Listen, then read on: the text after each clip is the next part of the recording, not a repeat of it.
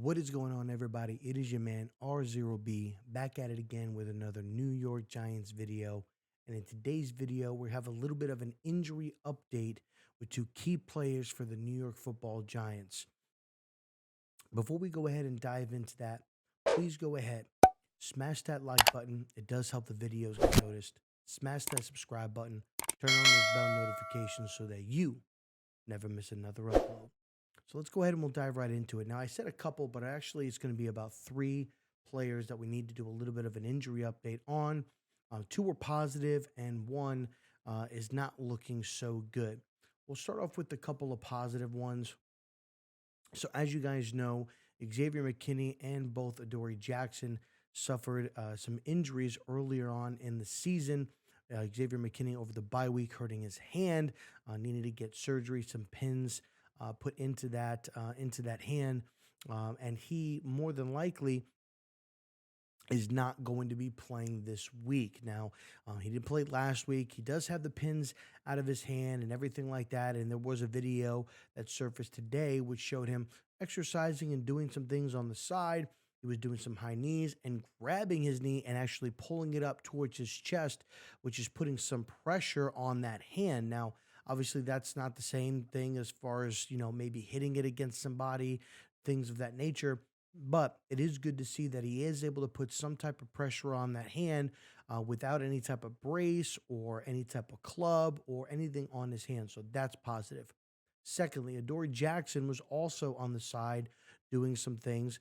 He will more than likely not play this week as well. So both Xavier McKinney and Adoree Jackson will be absent for the Christmas Eve game against the Minnesota Vikings. Again, Adoree Jackson was doing some things on the side.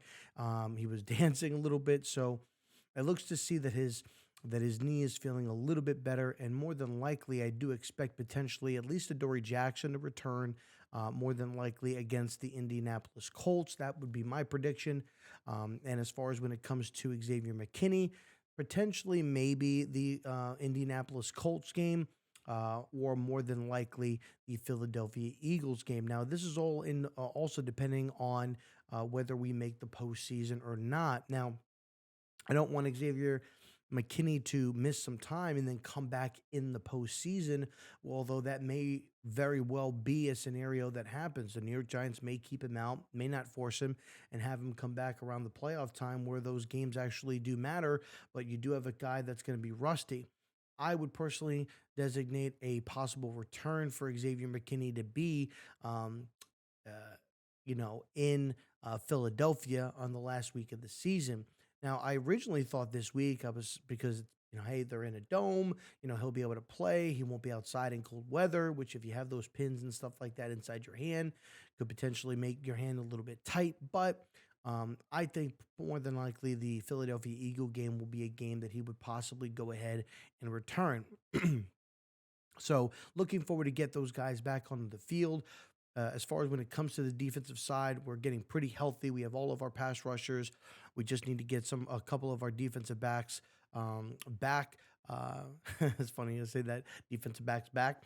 And so if we can get Adoree Jackson and Xavier McKinney back onto the field, I think that would definitely help out this defense. You saw it in our last game against the Washington Commanders. In most cases, we were able to get pressure with our front four, that being Azeez Ojulari, Kayvon Thibodeau, Leonard Williams, and Dexter Lawrence, followed in with some of Jihad Ward and maybe some little bit of blitzes from Jalen Smith and Landon Collins. So being able to get pressure with our front four is very, very good, and it will definitely help out our secondary. Now for some bad news.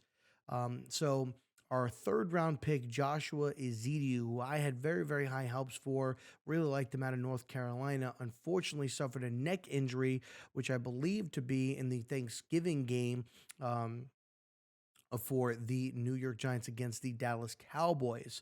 Now, I believe it was that game. It may have been the week prior to that when we went ahead and we played the Detroit Lions. But as of right now, he has been placed on injured reserve.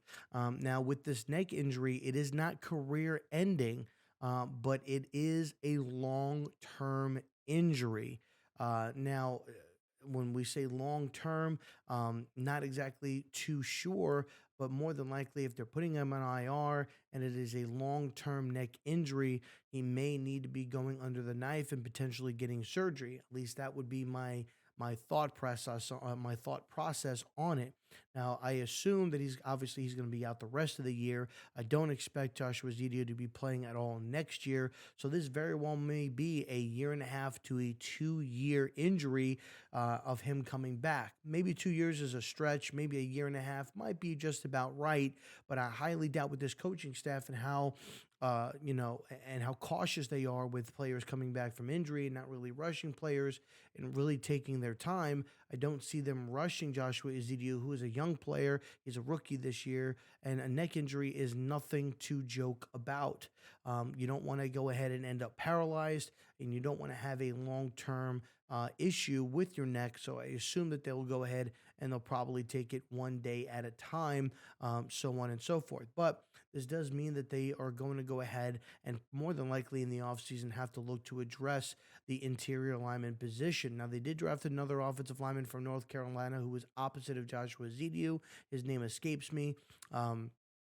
But he tore his ACL earlier in preseason, or sorry, in training camp. So he's slated to come back. So that's going to add a little bit of depth piece. So look for them to potentially bring back a guy like Nick Gates to play the left guard position, or potentially look into getting one in free agency or maybe in the draft. I would assume that they would probably draft two more interior linemen in the draft. As well as potentially maybe looking into free agency to see who they could go ahead and bring in. So, um, damping news there for Joshua Zedio. I wish him nothing but the best in a speedy recovery, and hopefully he's able to get back onto the field. But your health is more important, being there for yourself and being there for your family. So please go ahead and get well soon, my friend. And we wish you nothing but the best here from the Giants community. But that's all really I have as far as right now. We'll go ahead and we'll have a video that will be dropping, kind of previewing the Minnesota Vikings game, my thoughts on it, and keys to victory. So we'll have that up here in the next day or so. I appreciate you guys rocking with me. If you guys enjoyed the video, please go ahead and smash that like button. It really does help the videos get noticed. Smash that subscribe button. Turn on those bell notifications so that you, never miss another upload. I'm on Zero B, signing off. Go Giants.